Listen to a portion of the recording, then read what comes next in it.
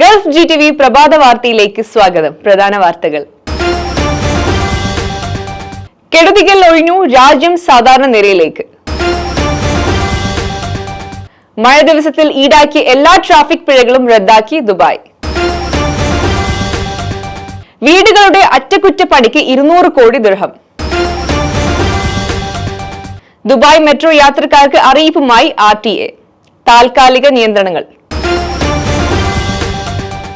ഗസയിൽ 82 ടൺ സഹായ വസ്തുക്കൾ കൂടി എത്തിച്ച് UAE. ഗസ വെടിനിർത്തൽ ആവശ്യപ്പെട്ട് UAE ബഹ്റൈൻ ഭരണാധികാരികൾ. വാർത്തകൾ വിശദമായി. രാജ്യത്തെ മഴക്കെടുതി ബാധിച്ച മേഖലകൾ പൂർണ്ണമായും സാധാരണ നിലയിലേക്ക്. ദുബായ്, ഷാർജ, അജ്മാൻ തുടങ്ങിയ എല്ലാ എമിറേറ്റുകളിലെയും വെള്ളക്കെട്ടുകൾ ബഹുഭൂരിപക്ഷവും നീക്കം ചെയ്യുകയും ഗതാഗതം പുനഃസ്ഥാപിക്കുകയും ചെയ്തിട്ടുണ്ട്. ചിലയിടങ്ങളിൽ ഇപ്പോൾ നിലവിലുള്ള വെള്ളക്കെട്ടുകൾ ഗതാഗതത്തെ വലിയ രീതിയിൽ തടസ്സപ്പെടുത്തുന്നതല്ല. ഈ വെള്ളക്കെട്ടുകളും അതിവേഗം ഒഴിവാക്കാൻ ശക്തമായ നടപടികൾ സ്വീകരിച്ചിരിക്കുകയാണ് അധികൃതർ.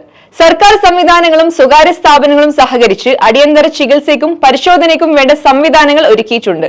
സ്കൂളുകൾ മിക്കതും സാധാരണ നിലയിലായി തുടങ്ങിയിട്ടുണ്ട്. എന്നാൽ ചില സ്കൂളുകളിൽ ഓൺലൈൻ പഠനം തുടരുകയാണ്. ഏപ്രിൽ 16 പെയ്ത റെക്കോർഡ് മഴയിൽ വാഹനമോടിച്ച ട്രാഫിക് നിയമ ലംഘനങ്ങൾക്കുള്ള എല്ലാ പിഴകളും ദുബായിൽ ഒഴിവാക്കുമെന്ന് പോലീസ് അറിയിച്ചു. ദുബായ് എമിറേറ്റിലെ കടുത്ത കാലാവസ്ഥയുടെ ആഘാതം അടിയന്തരമായി ലഘൂകരിക്കുന്നതിനുള്ള നിരവധി സംരംഭങ്ങൾക്കും നടപടികൾക്കും ദുബായ് കിരീടാവകാശി ഷെയ്ഖ് ഹംദാൻ നേരത്തെ അംഗീകാരം നൽകിയിരുന്നു.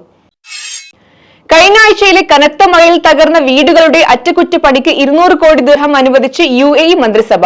നാശനഷ്ടം വിലയിരുത്താനും നഷ്ടപരിഹാരം വിതരണം ചെയ്യാനും മന്ത്രിതല സമിതിയെ ചുമതലപ്പെടുത്തിയിട്ടുമുണ്ട്.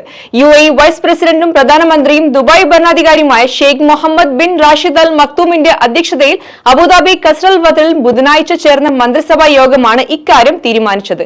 രാജ്യം അഭിമുഖീകരിച്ച അസാധാരണ കാലാവസ്ഥയുടെ ആഘാതങ്ങളാണ് യോഗത്തിൽ പ്രധാനമായും ചർച്ചയായത്. കഴിഞ്ഞ ആഴ്ചയിലെ അപ്രതീക്ഷ മഴയെ തുടർന്ന് ദുബായ് മെട്രോ സർവീസുകൾ വ്യാപകമായ തടസ്സങ്ങൾ നേരിട്ടിരുന്നു. ഇതേ തുടർന്ന് തിരക്കേറിയ സമയങ്ങളിൽ മെട്രോ ഉപയോഗം താൽക്കാലികമായി പരിമിതപ്പെടുത്താൻ Dubai Road and Transport Authority പൊതുജനങ്ങളോട് അഭ്യർത്ഥിച്ചു.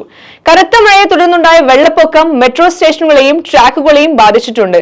ഗ്രീൻ, റെഡ് ലൈനുകളുടെ നിരവധി സ്റ്റേഷനുകളും പ്രവർത്തനം തടസ്സപ്പെട്ടു. നിലവിൽ ശുചീകരണ പ്രവൃത്തികൾ പുരോഗമിക്കുന്നതിനാൽ തിരക്ക് കൂടുതലുള്ള സമയങ്ങളിൽ മെട്രോ ഉപയോഗം കുറയ്ക്കണമെന്നാണ് അധികൃതരുടെ അഭ്യർത്ഥന. ഈജിപ്തുമായി സഹകരിച്ച് യുദ്ധക്കെടുതി അനുഭവിക്കുന്ന ഗസയിൽ 82 ടൺ സഹായ വസ്തുക്കൾ കൂടി എത്തിച്ച് UAE. വിമാനമാർഗം എയർ ഡ്രോപ്പ് ചെയ്താണ് സഹായം എത്തിച്ചിരിക്കുന്നത്. ഭക്ഷണമടക്കമുള്ള വസ്തുക്കൾ ഗസയിലെ ഉൾപ്രദേശങ്ങളിലാണ് പ്രധാനമായും പാരച്യൂട്ട് വഴി ഇറക്കിയത്. ഈജിപ്തിന്റെയും UAEയുടെയും വ്യോമസേന വിമാനങ്ങളാണ് ഓപ്പറേഷനിൽ പങ്കെടുത്തത്. 35ാമത് എയർ ഡ്രോപ്പ് മിഷനാണ് ഇരു രാജ്യങ്ങളും കഴിഞ്ഞ ദിവസം പൂർത്തീകരിച്ചതെന്ന് പ്രതിരോധ മന്ത്രാലയം പ്രസ്താവനയിൽ അറിയിച്ചു. UAE president Sheikh Mohammed bin Zayed Al നഹിയാനും ബഹ്റൈൻ രാജാവ് ഹമദ് ബിൻ ഈസ അൽ ഖലീഫയും അബുദാബിയിൽ കൂടിക്കാഴ്ച നടത്തി. ഗസയിൽ അടിയന്തരമായി ഉടൻ വെടിനിർത്തൽ പ്രഖ്യാപിക്കണമെന്ന് ഇരുവരും ആവർത്തിച്ച് ആവശ്യപ്പെടുകയും ചെയ്തു.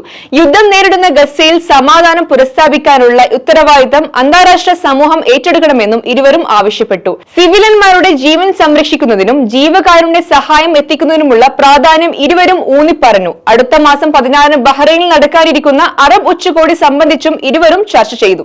ഇതോടെ വാർത്തകൾ കഴിഞ്ഞു. നമസ്കാരം.